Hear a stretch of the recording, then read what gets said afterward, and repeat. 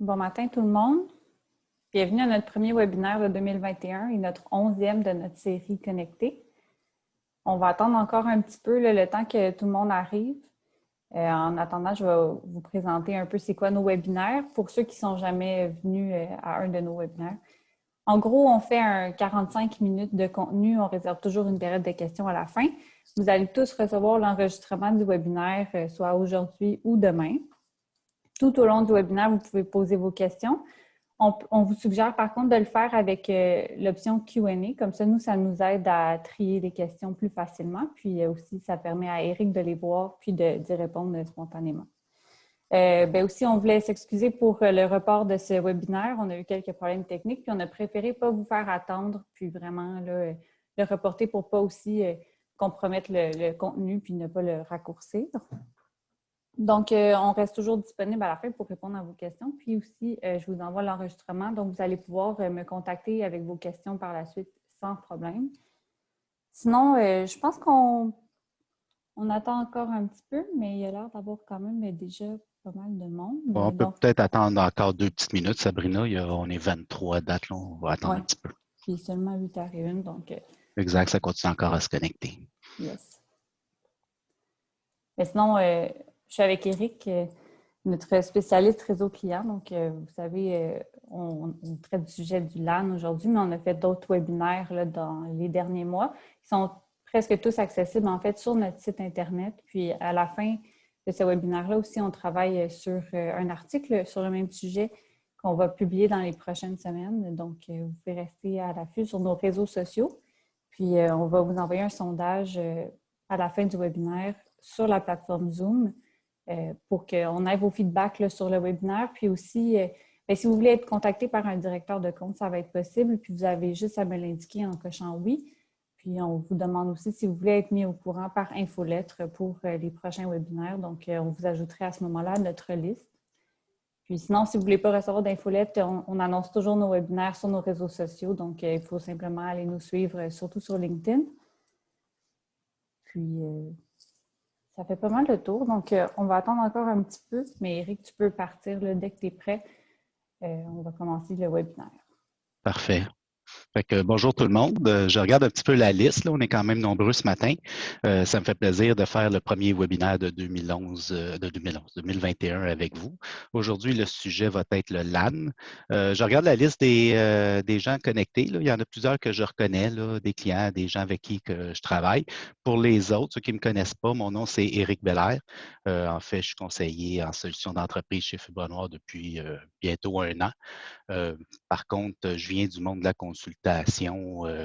J'ai fait une douzaine d'années à faire justement la planification, l'architecture, le déploiement de centaines de projets TI, dont quelques dizaines de projets LAN.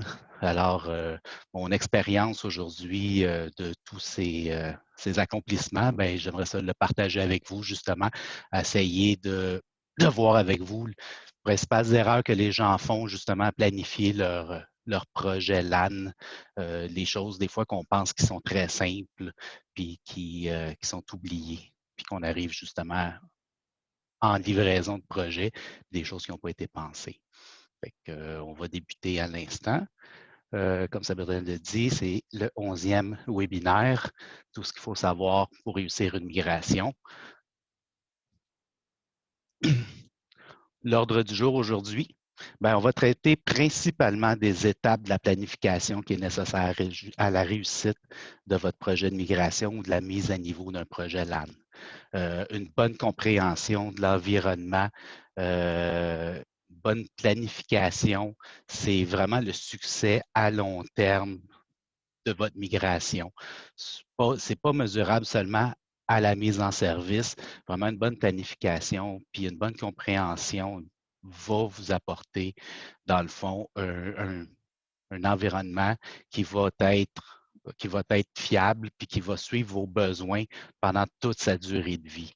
On va voir justement là tout ce qu'il faut voir, toutes les choses à planifier là, pour arriver là, à avoir un bon un bon environnement. Fait qu'il y a une multitude de types d'équipements, puis de manufacturiers, puis de topologies possibles.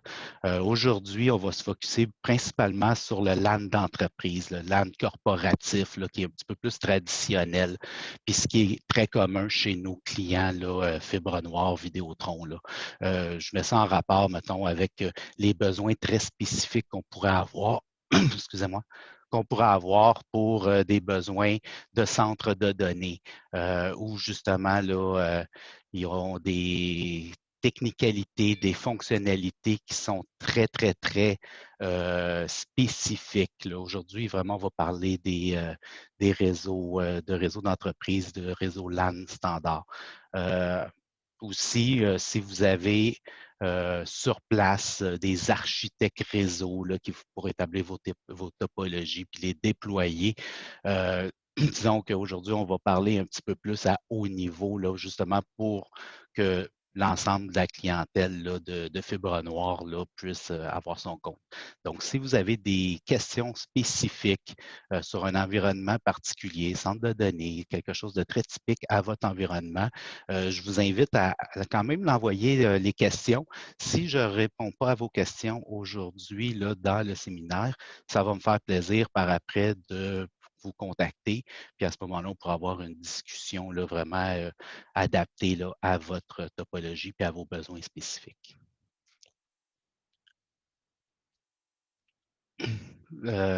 Aujourd'hui, comme je disais, on veut que la présentation puisse bénéficier à maximum de personnes. Donc, je vais volontairement rester agnostique tant qu'aux différents vendeurs ou familles de produits. Alors, aujourd'hui, on ne va pas voir de datasheet ou de spécifications techniques très poussées sur les équipements particuliers, malgré que c'est quand même une recommandation d'usage de bien connaître puis comprendre l'équipement qu'on va mettre en place. Aujourd'hui, ça se veut beaucoup plus au niveau de la planification à haut niveau là, que très spécifique là, sur une famille d'équipements particuliers. Une question qui se pose en 2021, en temps de pandémie, c'est qu'est-ce qui peut motiver l'investissement d'une entreprise là, justement sur un réseau LAN, principalement filaire. Les gens souvent nous ont approchés en disant la tendance n'est pas au Wi-Fi. Oui, c'est vrai. La tendance est au Wi-Fi, mais encore aujourd'hui, le Wi-Fi nécessite un réseau LAN, d'autant plus que le Wi-Fi a des besoins très particuliers qu'il faut tenir compte quand on déploie son réseau LAN. Donc, vraiment, le réseau LAN, encore aujourd'hui, en 2021, c'est vraiment la base, la fondation de toute l'intercommunication des réseaux à l'intérieur d'une entreprise. Le Wi-Fi étant accessoire, étant une extension du LAN, une commodité, si on veut dire, mais tout est basé sur un LAN. Vous auriez, pour avoir le meilleur réseau sans fil en place, si le réseau LAN ne suit pas ou qu'il y a de l'instabilité, ça va se répercuter là, au niveau du réseau sans fil puis au reste de l'interconnexion et des communications à l'intérieur de l'entreprise. En tant que pandémie, il y a plusieurs entreprises qui ont envisagé ou qui ont commencé une transformation numérique. Dans certains cas, c'est des restructurations, des réconciliations d'espaces bureaux, envisager de déplacer des workloads vers le cloud. Alors, c'est tous des éléments qu'on doit tenir compte aujourd'hui dans la planification de son réseau LAN. C'est des choses qu'on va voir au courant de la présentation.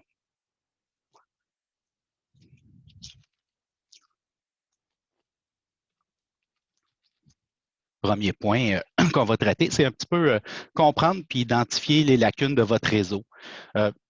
Pour certains, ça peut sembler très évident qu'il faut comprendre ce qu'on a en place avant de commencer un projet de migration ou un projet là, justement là, d'upgrade de son réseau existant.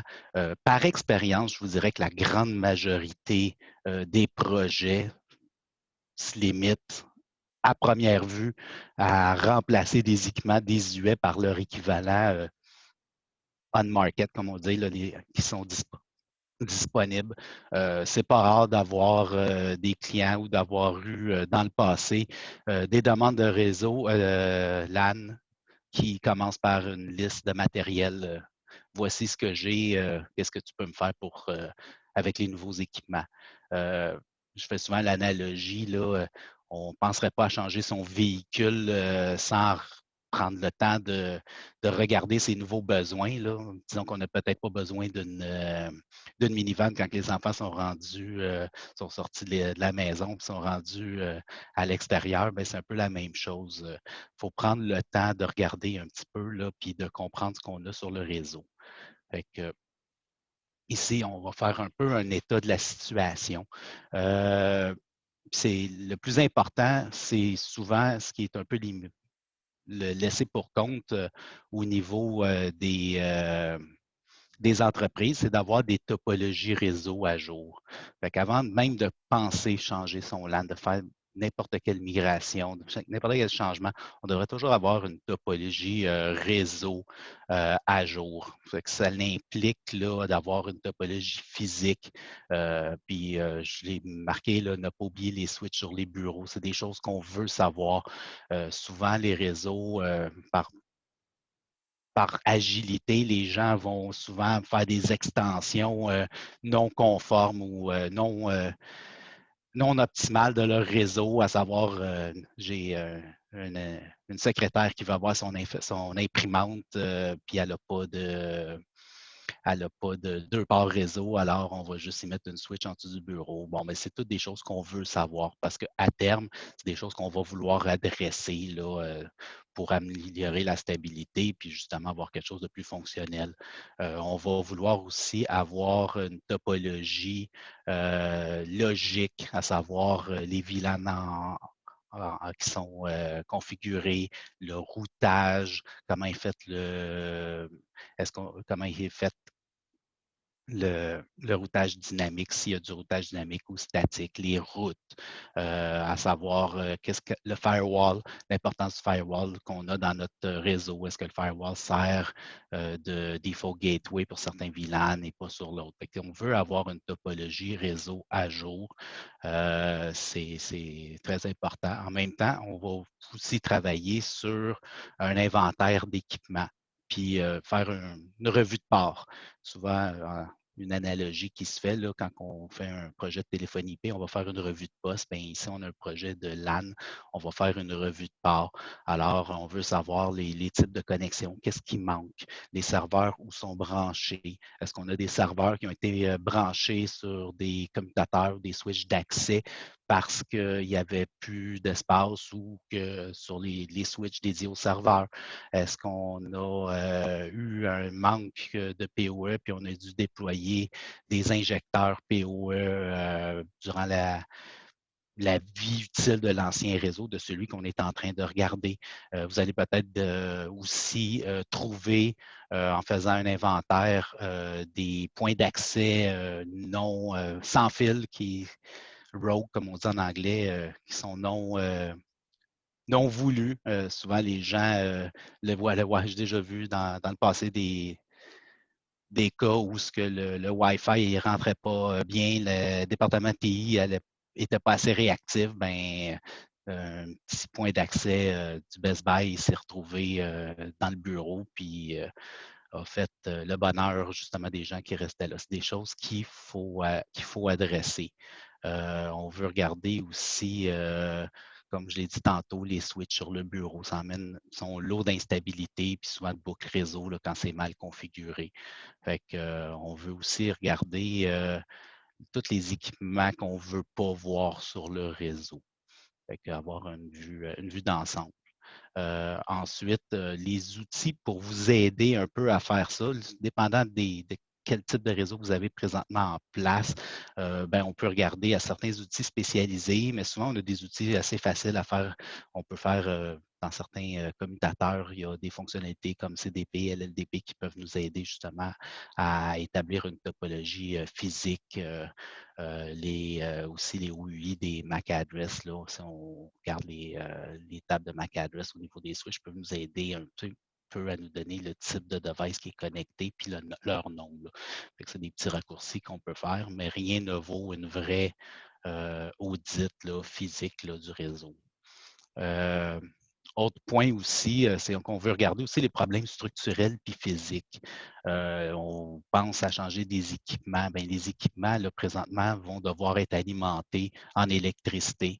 L'électricité dans les réseaux, justement, je dirais, corporatifs slash les réseaux qui sont manufacturiers, bien, souvent, on va avoir des problèmes d'instabilité réseau dus justement à des problèmes électriques, des UPS. C'est quand la dernière fois que les UPS ont été testés, est-ce que les UPS vont être suffisants pour alimenter, puis alimenter en capacité, mais aussi en temps, selon les besoins que vous avez.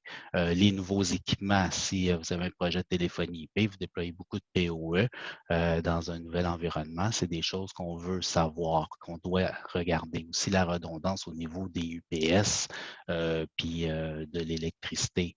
Le best practice étant qu'on essaie toujours d'avoir au moins 2 alimentations électriques pour nos équipements, surtout quand on arrive avec avec des équipements qui ont 2 unités d'alimentation. On veut alimenter ça par deux équipements UPS, 2 entrées électriques sur des circuits isolés un de l'autre. Un petit point aussi au bord d'alimentation. Souvent, on va voir dans les entreprises là, des barres d'alimentation qui courent dans les salles techniques.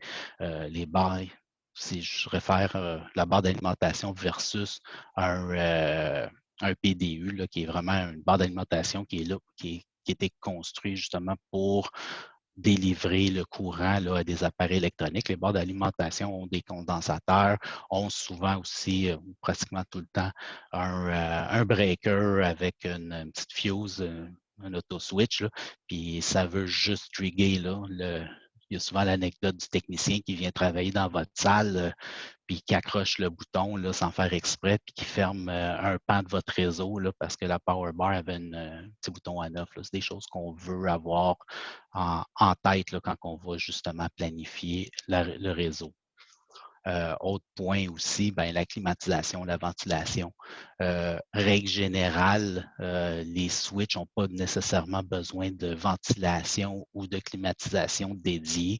Je dirais que général, quand c'est dans un environnement assez bien ventilé, par contre, quand on travaille dans des environnements où ce que le cabinet est très, très restreint en cubage, on va se retrouver par contre rapidement avec des problèmes de chaleur là, qui peuvent être un enjeu.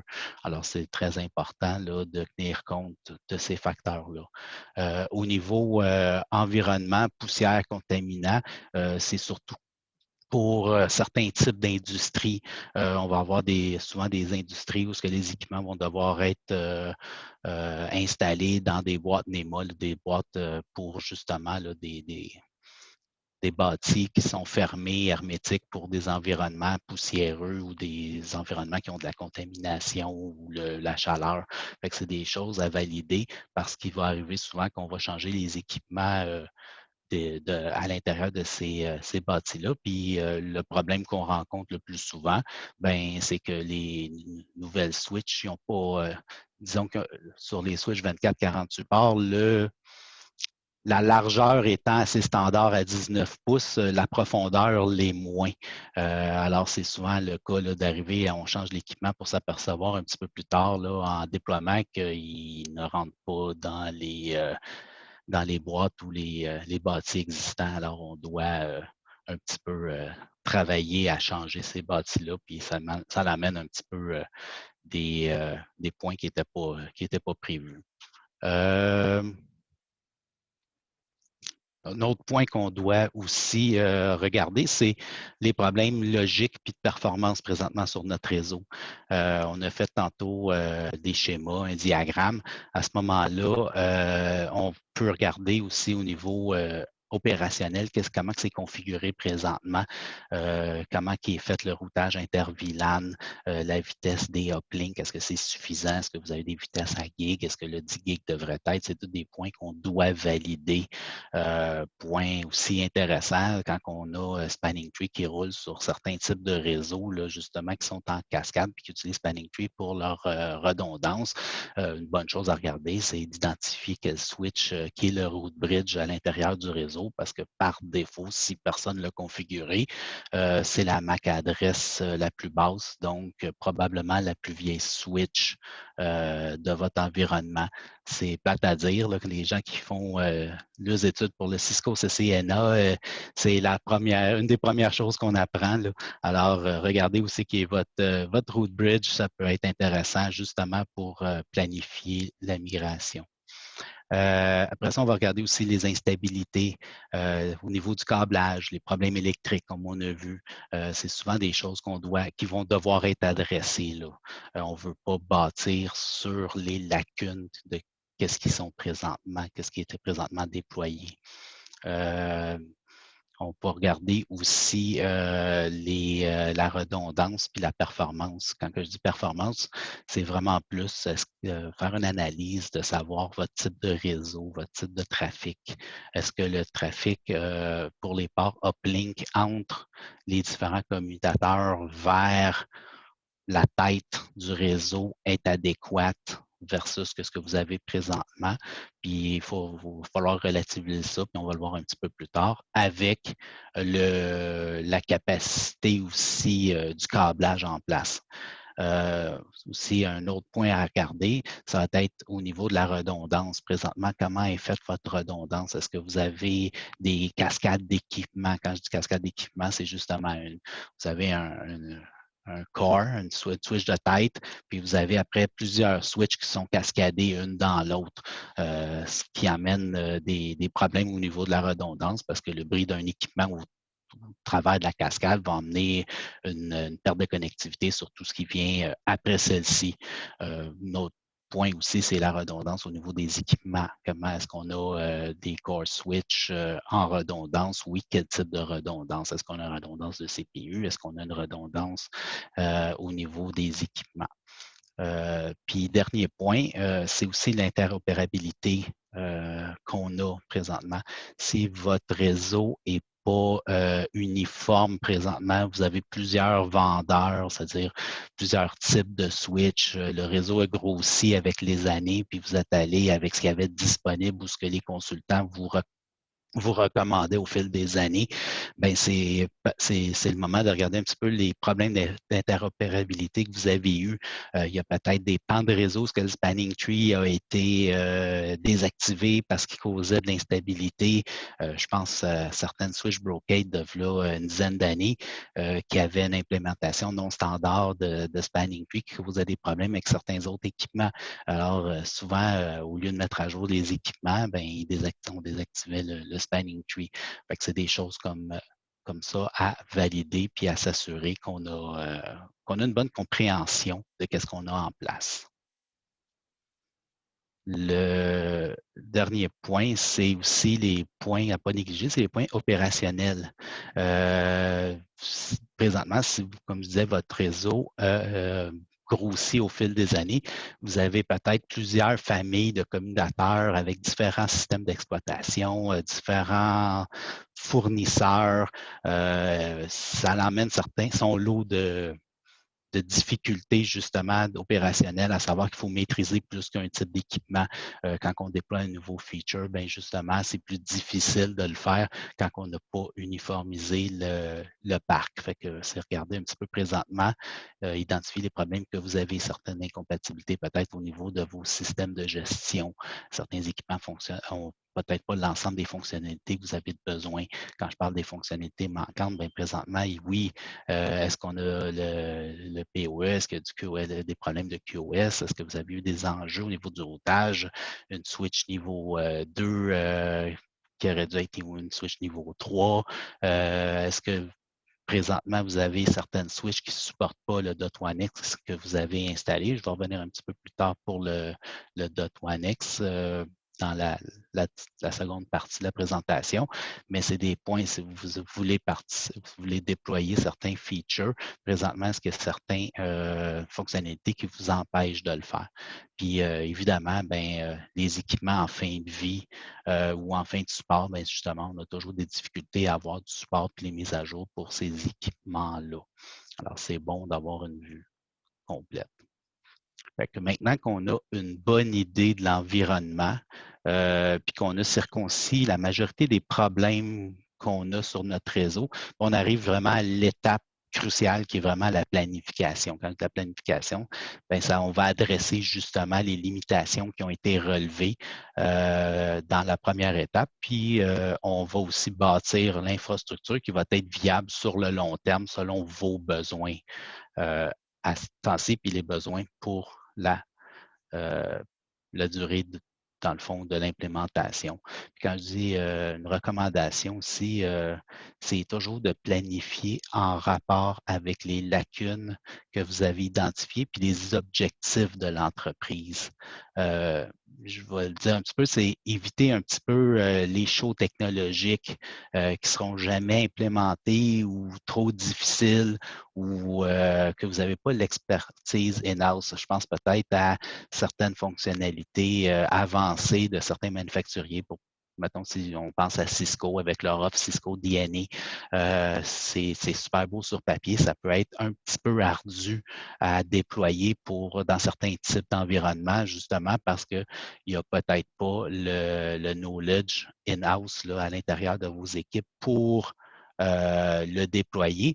Puis des consultants peuvent le faire, puis au bout de la ligne, après ça, partir, puis vous laisser avec un beau système, mais qui peut être un petit peu difficile à gérer au quotidien, là.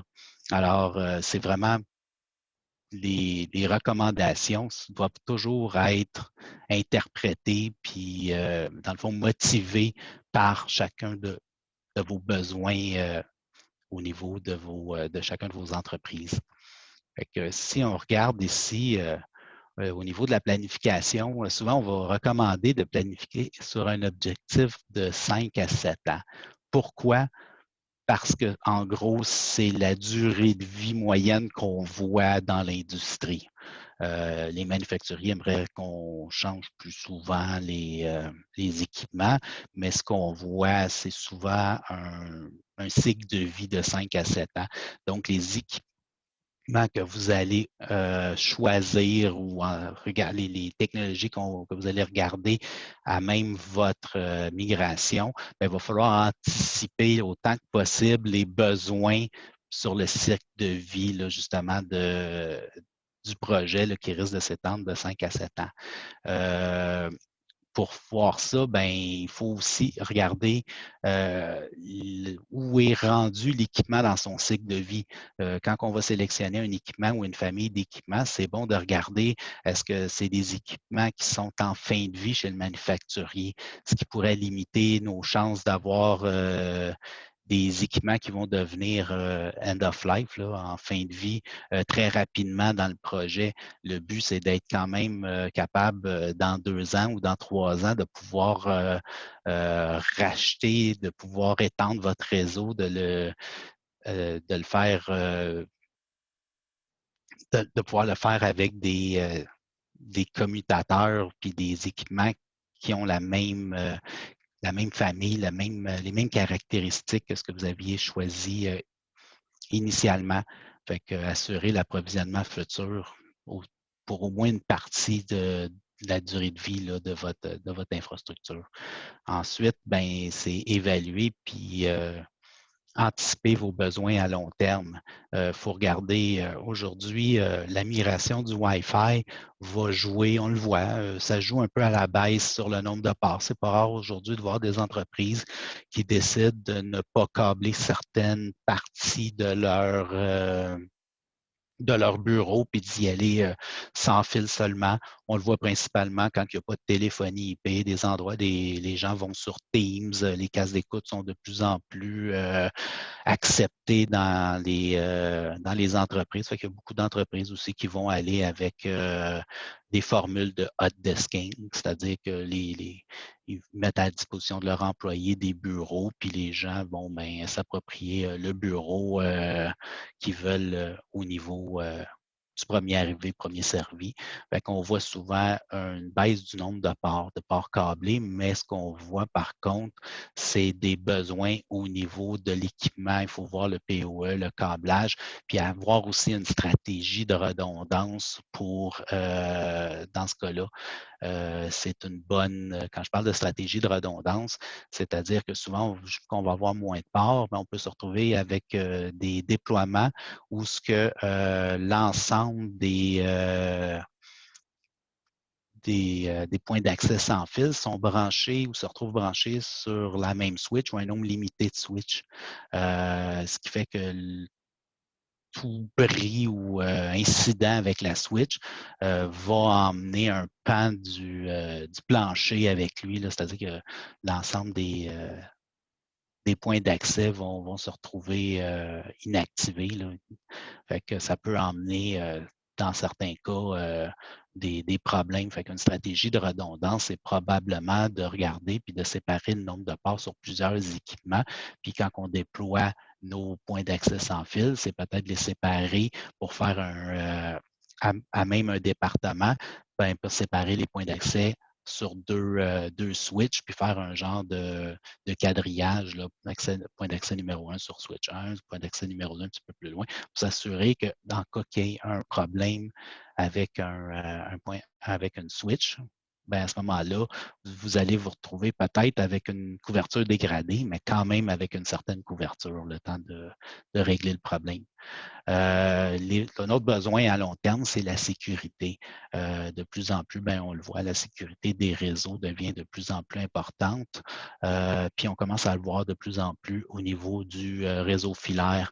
Alors, si vous avez besoin éventuellement d'implémenter le .1x au niveau filaire. On le voit beaucoup au niveau sans fil, mais au niveau filaire, c'est-à-dire qu'on va authentifier le device qui va se connecter à la switch sur un port de switch pour s'assurer, que c'est un device qui est valide puis qui a affaire à se retrouver sur votre réseau. Donc, si moi, comme consultant, je rentre chez vous puis que je me connecte sur le câble qui traîne sur un des bureaux dans le bureau de la personne avec qui je vais travailler, mon ordinateur va être reconnu comme ne faisant pas partie du domaine de l'entreprise, puis va se retrouver peut-être avec juste un accès Internet au lieu d'avoir se retrouver avec un accès complet à votre réseau. Fait que c'est des fonctionnalités qu'on voit de plus en plus. Pratiquement l'ensemble des switches le supportent, mais c'est bon de voir à s'assurer que le support va bien fonctionner pour le .1x. Même chose aussi, on voit beaucoup d'environnements open space avec des besoins de multimédia, de vidéoconférences. J'ai travaillé des cas où justement, il y avait de la diffusion 4K à l'intérieur de l'entreprise sur justement des panneaux d'affichage.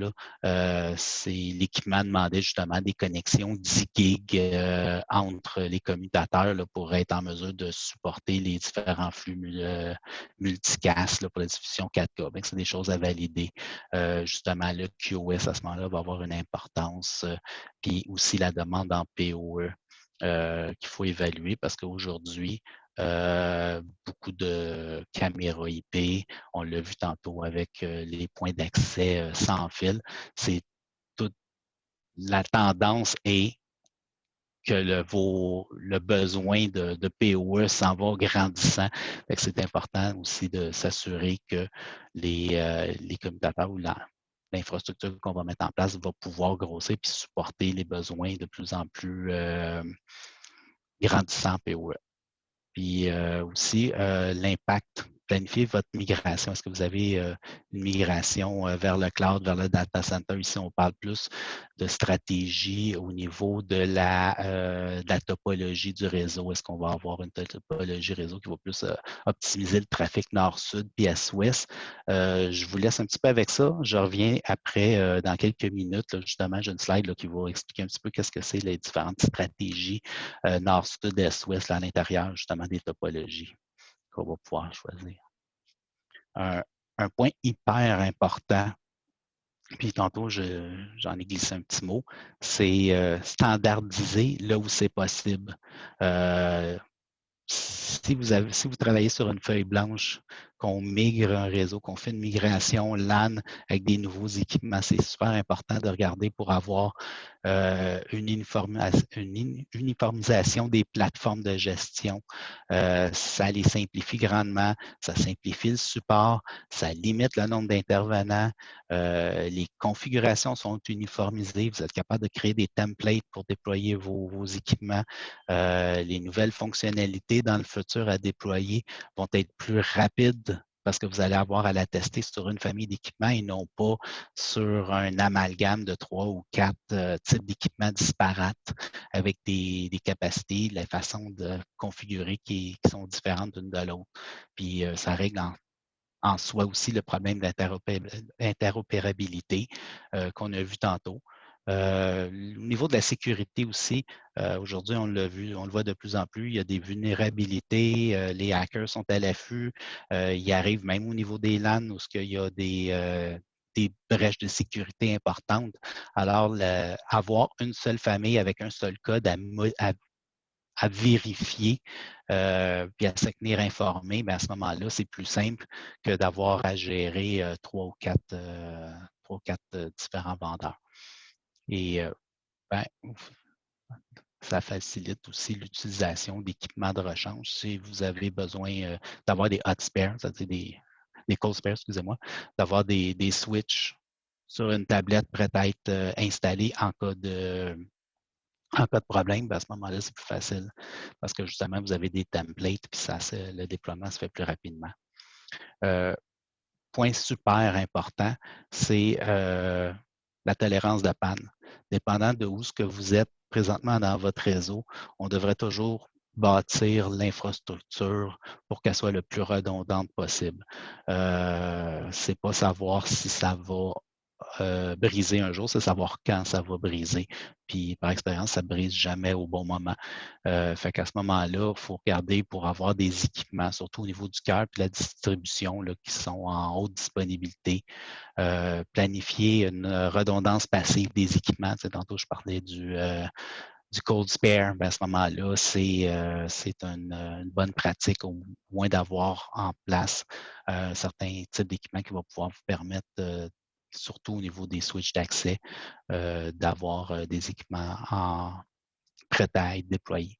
Je vous ai dit tantôt, si on a des connexions des usagers, souvent le point faible au niveau de la redondance et au niveau des accès de vos usagers, bien, de peut-être répartir quand le câblage le permet sur différents équipements, comme ça, les départements les séparer, les points d'accès les séparer. Comme ça, s'il arrive un problème avec un équipement puis vous avez un centre d'appel, bien, si vous mettez l'ensemble de vos 40 personnes du centre d'appel sur le même équipement, bien, vous perdez votre centre d'appel.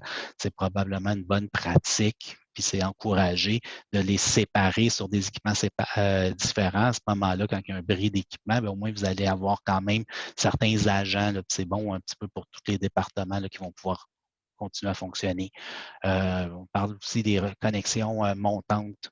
Je parle de Spanning Tree versus LACP, une bonne pratique entre les interconnexions entre vos différentes switches, c'est de les avoir en redondance. Il y a deux principales façons de le faire. Pour ceux qui ne sont pas peut-être familiers avec le terme de Spanning Tree. Spanning Tree, dans le fond, c'est un protocole qui va empêcher les boucles réseau sur les boucles, excusez, les broadcasters par une boucle réseau sur votre réseau. Comment que ça fonctionne, c'est que si on a deux connexions montantes, à ce moment-là, il va y avoir un algorithme qui va couper un des deux ports. Fait qu'on va se retrouver un peu avec un actif passif. En LACP, ben, ou en agrégation de ports, à ce moment-là, on va bundler ou on va combiner les deux liens montants pour que les deux soient actifs-actifs. La bonne pratique, c'est souvent d'aller avec du LACP. On essaye de ne pas avoir besoin de spanning tree pour amener de la redondance ou une tolérance aux pannes sur les connexions entre les commutateurs, mais on va quand même toujours laisser Spanning Tree rouler sur le réseau parce que justement, ça va nous protéger s'il y a une mauvaise manipulation. Fait qu'idéalement, on va privilégier les connexions en agrégation de ports quand c'est possible. Aussi, comme je disais, on va éviter les chaînes d'équipement pour la raison évidente que si on perd un commutateur, ben à ce moment-là, l'ensemble de la chaîne va débouler, c'est-à-dire va perdre la communication. Aussi, les serveurs puis les périphériques importants que vous avez sur votre réseau, bien, à ce moment-là, est-ce qu'on va avoir une seule connexion? La recommandation, c'est toujours d'avoir de l'agrégation de ports ou justement d'avoir deux connexions montantes entre les différents périphériques puis serveurs importants sur votre réseau, sur des équipements différents aussi. Dernier point, c'est ne pas oublier le routage.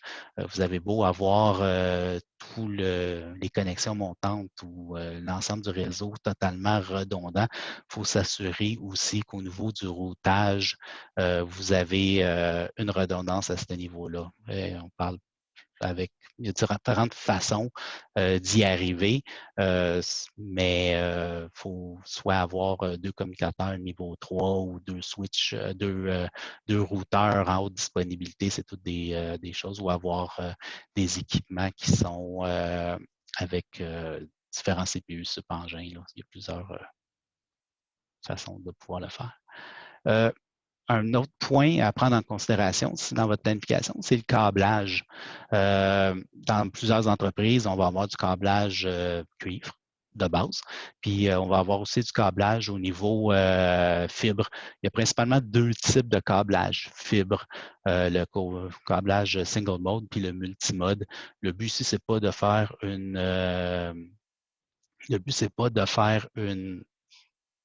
un exposé sur le câblage, mais de vous montrer que à même le multimode, j'ai mis ici, excusez-moi, je vais juste prendre mon pointeur.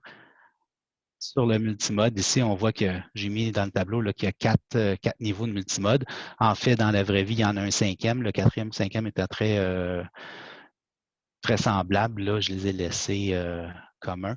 Ce qui est bon à savoir, c'est que si vous avez besoin de connectivité qui va au-delà du gig, c'est-à-dire du 10 gig sur fibre, puis vous travaillez avec du multimode, c'est bon de valider quel type de câblage, quel type d'équipement que vous allez utiliser, quel type d'optique. Parce qu'ici, on voit les différences. Là, si on a de la OM1 qui date des années 1990, on peut avoir un 33 mètres là, sur certains types d'optiques pour une connexion 10 gig, là, puis sur de la OM3 ou OM4, on va aller chercher du 300 ou du 400 mètres. Fait que c'est important dans votre planification de regarder au niveau du câblage si le câblage en place va être en mesure de supporter les vitesses puis les distances que vous avez de besoin. C'est aussi un enjeu pour le POE. Le POE, j'ai changé ma slide. Le POE, plus qu'on avance en besoin de POE, si on voit les différentes catégories, là, on partait avec du 4 watts jusqu'à aujourd'hui. On a du 100 puis du 90 watts de puissance à la switch, puis qui donne un 71 watts là, au device, là, ben, on s'aperçoit vite ici que ce qui est supporté, c'est le bon vieux catégorie 5E ou plus. Mais on peut voir aussi que les manufacturiers recommandent en général du catégorie 6A avec une grosseur de câble assez assez spécial, là, c'est-à-dire un câble plus gros à l'intérieur. Donc, si vous avez des caméras, des points d'accès que vous devez câbler, je vous dirais que la recommandation est toujours de valider ce que vous avez présentement. Puis, tant qu'à le câbler, de le câbler avec la meilleure qualité de câble. Ce n'est pas tous les câbles qui sont nés égaux. Certains câbles, mettons, de catégorie 6A, les spécifications vont d'un calibre de câble de 22 jusqu'à 26, là, 22 étant plus gros diamètre que 26. Alors, on va s'apercevoir qu'avec un calibre de 22 ou 23, il va y avoir beaucoup moins d'atténuation. Puis ce câble-là, dans le futur, dans un prochain peut-être, dans un prochain standard POE va nous permettre, dans le fond, d'avoir une distance plus élevée que si on aurait câblé avec un câble de plus faible qualité ou de plus faible dimension. Un point à spécifier, c'est qu'il y a des câbles de catégorie spéciale qui existent, là, qui sont sortis récemment, où ce qu'on est capable, c'est surtout vrai dans les peut-être dans les types d'entreprises où vous avez des entrepôts. Il y a des câbles spécialisés qui nous permettent d'avoir du gig avec du PoE+, jusqu'à au-delà du 100 mètres, qui est normalement la limite là, du protocole. Donc, si on a des câbles aujourd'hui qui sont ratés pour aller jusqu'à 200 mètres là, facilement avec du PoE+, puis du gigabit. Donc, on double la distance. C'est des câbles vraiment où ce qu'on pourrait aller pour utiliser pour certains types particuliers. Là, vous avez un device à alimenter qui est loin, au lieu d'aller mettre justement un cabinet puis d'aller mettre un point de distribution réseau, bien, on pourrait utiliser ce type de câble-là. Fait que c'est bon à savoir que c'est dans notre arsenal là, au besoin. Aussi, quand on regarde la planification, bien, un point important, c'est de considérer la gestion de tout ça, puis le monitoring, excusez l'anglicisme. Fait que dans le fond, au niveau des équipements, il y a différents types il y a différents types de gestion. Vous avez une gestion locale, le bon vieux command line à la Cisco, où on branche un câble console, où on se connecte en SSH sur l'appareil, puis à ce moment-là, on a accès à la ligne de commande ou via une page web. Là. Donc, chaque commutateur est géré de façon individuelle au niveau de sa configuration. Aussi, un autre type de configuration locale, de gestion locale, c'est soit avec une application ou avec un serveur, une application qu'on installe sur un serveur. Je parle ici peut-être si vous connaissez Ubiquiti, bon, leur système Unify vient avec un contrôleur qui gère les switches et les points d'accès sans fil de façon unifiée à même un logiciel qui peut être dans le cloud, mais aussi installé sur site. C'est à valider là, au niveau des points de type de gestion que vous allez vouloir avoir. Dans la gestion autre que locale, bien, de plus en plus, les gens vont regarder pour une gestion de type cloud, c'est-à-dire que l'orchestrateur de votre solution va être hébergé dans le nuage.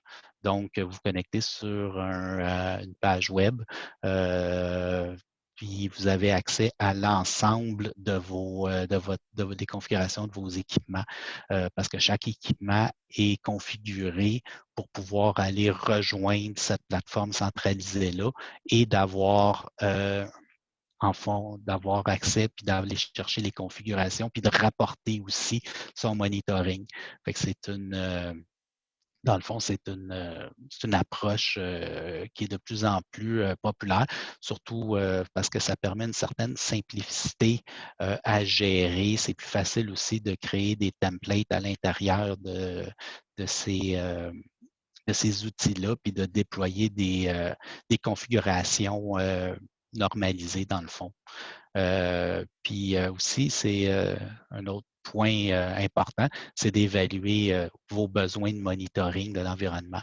Donc, vous avez le SNMP, les syslog. Est-ce que vous avez besoin de NetFlow? Avez-vous besoin d'avoir une visibilité sur les protocoles niveau 4 à niveau 7? C'est tous des points à regarder dans les fonctionnalités de chacun des équipements. Considérant aussi la gestion et le monitoring, un point à regarder que je n'ai pas mis ici, c'est simple, c'est d'être en mesure de regarder le licensing, comment est fait au niveau des licences de ce que vous allez mettre en place. Historiquement, on achetait un équipement, on prenait un contrat d'entretien, puis on avait accès au code, puis à l'entièreté ou à pratiquement l'entièreté des fonctionnalités. Quand on avait besoin d'une fonctionnalité avancée, on pouvait acheter une licence, puis elle était perpétuelle. Aujourd'hui, surtout dans les nouveaux commutateurs, ce qu'on voit, c'est un système de licence sur un terme. Donc, ça concerne l'ensemble des systèmes cloud. Ça prend des licences au niveau du système cloud. Sinon, ben, vous vous retrouvez avec littéralement un environnement qui devient une brique là, si elle n'est pas licenciée proprement. Certains aussi locales vont demander, je parle, mettons, au Cisco, les Catalyst 9000, où il y a une portion de licence qui est perpétuelle, mais certaines fonctionnalités avancées comme les NetFlow et la visibilité des applications ou la possibilité d'utiliser ces commutateurs-là avec un orchestrateur ou un Cisco DNA, bien à ce moment-là, ça devient un service qui est licencié. C'est important de savoir que dans certains cas, on s'embarque dans un mode de licence qui va devoir être pris en compte sur la durée de vie de l'équipement. Dernier point que je voulais voir avec vous, c'est aussi de ne pas faire d'assomption, puis de valider, dans le fond, tous les détails. C'est important de regarder à ce moment-là les datasheets des équipements qu'on désire regarder, puis de regarder, dans le fond, en détail, l'ensemble je dirais, des petits caractères. C'est là qu'on va voir aussi la compatibilité avec certains optiques pour la fibre optique que vous avez. Est-ce que c'est compatible ou pas? J'ai déjà vu des incompatibilités à même la même famille sur certains optiques versus un autre. C'est bon d'aller regarder l'ensemble de détails, dans le fond, de ne pas faire d'assomption. Le temps va un petit peu rapidement. Alors, ce que je vais faire, c'est que je vais regarder ici un petit peu le trafic est-ouest, nord-sud et comment ça va impacter un peu vos choix de topologie. Grosso modo, on peut l'adapter au niveau du data center, mais ici, je le parle vraiment au niveau LAN, c'est de voir le type de trafic que vous avez. C'est important de comprendre de quel sens est votre trafic pour pouvoir regarder le type de topologie qui est plus adapté à votre environnement. Alors ici, ce qu'on a, c'est un environnement réseau assez standard. Dans cet environnement-là, quand on parle de trafic est-ouest, c'est le trafic, dans le fond, qui transite à l'intérieur, dans le fond, du périmètre, là, pour faire simple, là, de l'entreprise. Donc, à ce moment-là, on a des serveurs qui sont à l'intérieur ou dans un DC, là, mais qui est connecté, pas via Internet, mais via une connectivité privée là, de type Dark ou EPL. À ce moment-là, vos usagers interrogent ces services-là en restant à l'interne. On appelle ça le trafic est-ouest.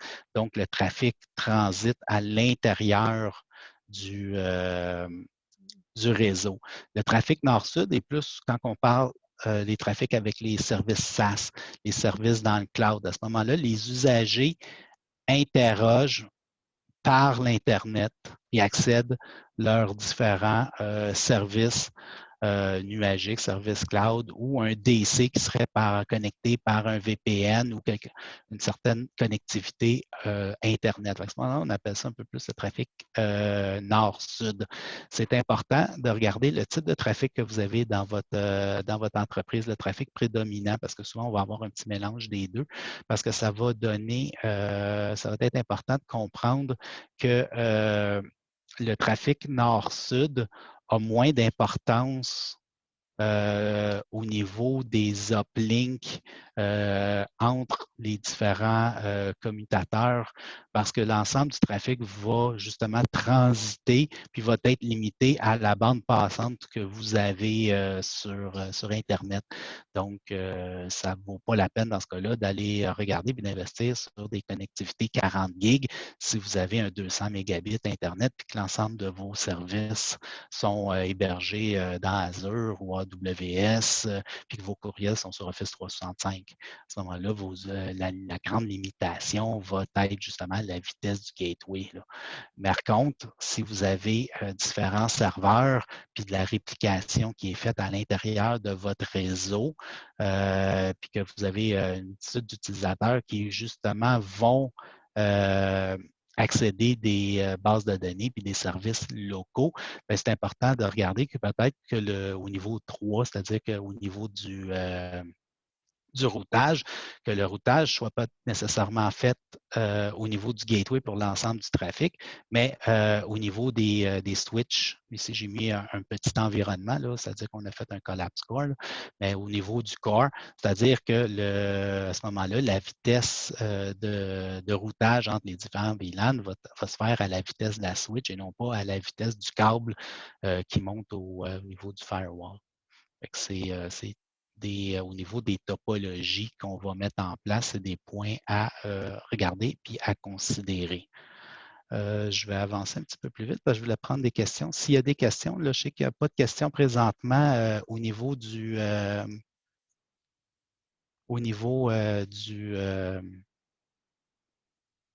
chat. Là. Je ne sais pas, Sabrina, est-ce que tu en as vu passer? Non, on n'a pas de questions pour le moment. On a juste Éric OK. Filiatro qui dit un petit allô. Bonjour Eric. Alors, si vous avez des questions, c'est le moment d'y aller. Je vais prendre les dernières minutes en attendant que s'il y a des questions qui s'écrivent. On arrive dans le fond au dernier facteur de sélection.